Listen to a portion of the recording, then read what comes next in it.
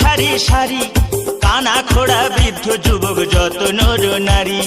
কষ্ট হলে চলে যাবি রে, সেখানে ঢালতে হবে শেওড়া ফুলির জল। এই কষ্ট হলে চলে যাবি রে, সেখানে ঢালতে হবে শেওড়া ফুলির জল।